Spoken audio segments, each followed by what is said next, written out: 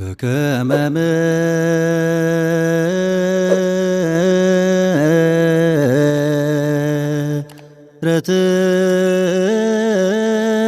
ምሕረትከ አምላክ Maqaa Abbaa, kan Ilmaa, kan Hafuura Qulqulluu, Waaqa tokkoon ni amanna. Ameen. Kabajamootaa fi jaallatamoota maatiiwwan Waaqayyoon kan jaalattan, Waaqayyoo isiniin kan jaalatu. Hordoftoonni chaanaalii keenyaa hundumti keessan biyya keenya Itoophiyaa, biyya keenya ala kutaa biyyoota garaagaraatti argamtan hundumti keessan akkam jirtu, akkam yoo nageessani, akkamiin turtanii. Guyyaa har'aatiin kan nu ga'e galannii fi ulfina teessoo isaa Aariyaam irratti isaatiif haa ta'u jecha akka fedhaa fi jaalala Waaqayyootti guyyaa har'aa kana barsiisaan Waaqayyoodha, gorsaan Waaqayyoodha. Akkuma beekamu guyyaa kaleessaa kutaa tokkoffaa fi yeroo darbe kutaa lammaffaa qorumsa biyya Arabaa kan jedhu waliin eegallee irra hin xumurre. Guyyaa har'aa kana immoo kutaa sadaffaa keessatti kan laallu akkuma beekamu shamarroonni biyya Arabaa jiran yookiin immoo isin warri biyya Arabaa jirtan of eeggannoo isin gochuu qabdanii fi hojii maalii immoo otoo hojjettanii akka faayidaa isinii qabu waliin ni ilaalla jechaadha. Inni jalqabaa wangeelli keenya maal jedha?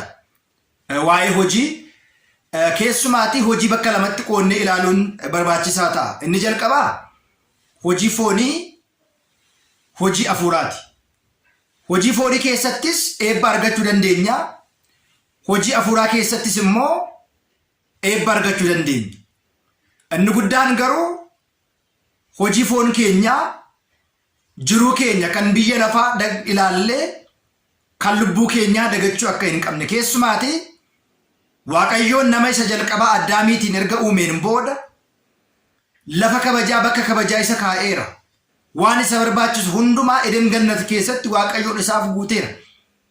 Haa ta'u malee Addaam jalqaba dogongoree erga abboommii Waaqayyoo cabseetiin booda innis Hewaanis gara biyya lafaa, gara midira faayee iddoo qoreen rakkinni gidirraan itti baay'atu kanatti gad dhufeera. Sanaatiin booda dhamayitii, dadhabiitii, bu'ii ba'iitii jiraadhu jedhe wangeelaa. Seera uumamaa boqonnaa 2:7 kaasnee gaafa ilaallu seenaa Addaam bal'inaatiin arganna. Keessumaatii ergaa Yaaqoob boqonnaa 2:7 gubbaa irratti amantaa malee hojii malee amantaan lachan isaaniiyyuu kan du'anidha jedha. Kanaaf egaa kiristaanni hojii isaatiin, karoora isaatiin, hojii fooniinis cimuu qaba, hojii hafuuraanis cimuu qaba. Inni jalqabaan egaa akkuma beekamu rakkoo fi dogongorri shamarroonni Arabaa yeroo baay'ee hojjetanii fi yeroo baay'ee rakkoon isin qabdan namni tokko biyya isaa keessaa gaafa ba'ee kara biyya Arabaa deemuudhaaf qophaa'u buukii mataa isaa yookiin immoo akkaawuntii baankii mataa isaa baankii federaatii baafatee deemuun dirqama isaa ta'a jecha. Jalqabuun gara biyya Arabaa erga deemeen booda qarshii isaa ergachuu kan qabu akkaawuntii isaa irratti kallattiidhaan galchuu yookiin immoo kallattiidhaan erguu qaba jecha. Sanaan booda nama bakka buuseetan karaa abbaa koo ergadha, karaa haadha koo ergadha, karaa obboleessa koo ergadha, karaa haadha warraa koo, karaa abbaa warraa koo ergadha, karaa firoo koo, karaa obboleettii koo, obboleessa koo kan jedhu sun waan hin yaadamnee fi barbaachisaa kan hin taane ta'uu isaadha. Maaliif namoonni baay'een dhamaatii isaanii waggaa baay'ee kan itti dhabanii fi mataa isaanii irratti sadarkaa tarkaanfii fudhachuun kan qaqqaban, lubbuu isaanii kan balleessan, qoricha kan dhugan, funyootiin kan of ajjeesan, yaada garaa garaatiin sammuun isaanii darbee xiinsammuun isaanii miidhamee namoonni baay'een rakkoo guddaa keessa galanii jiru jecha. Isa kanaatiif egaa wanti guddaan, inni guddaan maal gochuu qabna? Akka bofaa gamna akka gugee garraabii ta'uu qabna. Kanaaf yoo dandeenye akkaawuntii mataa keenya baafanneetiin qarshii erguu qabnu erginee biyya keessa gaafa galu karoora qabannee hojjechuudha. Inni jalqabaa kanadha. Kanatti aansee immoo namni baay'een birrii argachuu irratti baay'ee dhiphata. hojii uummatee hojjechuu irratti baay'ee dhiphata. Erga qarshiin harka isaa ga'e immoo erga horii argate immoo gara biyyaatti deebi'ee maalan hojjedha? Maaliyoon hojjedhe bu'aa naaf qaba? Hojiin hojjedhu keessatti immoo yoon kassare jedhee namni yaada. Yeroo baay'ee namni immoo hojii tokko hojjechuudhaaf kaapitaala guddaa qabaachuun dirqama isarra hin jiraatu. Naannoo inni jiru murteessaa. Dandeettiin isaa murteessaa. Haalli naannaa sana namni maal hojjeta baay'inaan. Namni immoo maal yoon hojjedhe narraa waan hojjedhu kana fudhachuu qaba. Fakkeenyaatiin namni baay'een suuqii bituu, suuqii banuu, mana nyaataa banuu, kanaaf kan kana fakkaatan wantoota wal fakkii ta'an kan mana nyaataa, mana shaayii, kana yookiin immoo mana tuksii, uffata mataa kana namni yaada. Fakkeenyaatiif namni tokko mana laawunderii fakkeenyaatiif naannaa keenya irratti hojiin akkasii kun hin beekamu yoo ta'e namni waan hojjetu irraa waan adda ta'e gaafa akkana jedhu namni waan hojjetu irraa waan adda ta'e waan naannaatti hin beekamneef hin baramne soo ta'e rakkoo qaba. Tokkoffaan kaapitaala keenya daangessinee lammanni immoo naannoo sana qorannee inni itti aanu immoo gabii keenya madaallee dandeettiin koo maal fakkaata kan jedhu. Fakkeenyaaf hojiiwwan xixiqqoon bakka guddaan nama ga'uu danda'an jiru. Isaan keessaati kanneen akka maashinii daabboo, kanneen akka oomisha shaamaa, kanneen akka oomisha xawaafii, kanneen akka horii furdisiisuu, kanneen akka lukkuu horsiisuu, qonna irratti, industirii xixiqqoo warra jedhaman irratti hojii guddaa hojjechuu ni dandeenya. Inni biraa fakkeenyaatiif biyya keenya keessa namni baay'ee irratti kan hin hojjennee fi kisaaraa baay'ee kan hin qabnee fi sirma kisaaraa kan hin qabne hojii fakkeenyaatiif lafa bitanii mana ijaaranii gurguruu. Kaapitaala guddaa barbaadu iyyuu malee yookiin immoo lafa bituun gurguruutiin bu'aan isaa waggaatti dabalaa deema jechuudha. Faayidaa guddaa, bu'aa guddaa kan qabu isa kana. Kanas ta'e sana dhimma amantaa keessaa baanee dhimma biizinasii keessa gaafa gallu wanti kun hundumti isaayyuu amantaa keessa kan jirudha. Kiristaanni sanafii yookiin immoo dhibaa ta'uu hin qabu.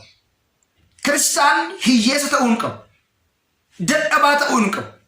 Ikonomikaaliidhaan duubatti hafaa ta'uu hin qabu. Cimaa ta'uu qaba, jabaata ta'uu qaba. Kanaaf karoora qabachuu barbaachisa. Fakkeenyaatiif namoonni gara baadiyyaa maatii qaban, lafa qonnaa qaban, qonna irratti bifa ammayyaa ta'eetiin di'eewwan naannaa isaanii eeyyamsiisan yookiin immoo gorsa isaanirraa fudhatanii hojjechuu danda'u. Mana daabboo garaagaraa, mana keekii garaagaraa, nyaatota ammayyaa fakkeenyaatiif namni tokko biyya keenya keessatti birri xiqqoo qabaatee hojii guddaa argachuudhaaf fakkeenyaatiif akaawwiiwwan garaagaraa, kuukisiiwwan warreen ashagamanii gurguran garaagaraa fa'aa hojjetee gurguruudha. Yeroo baay'ee rakkoon namoota keenyaa hojiin dura dursinee kisaaraa tilmaamuu.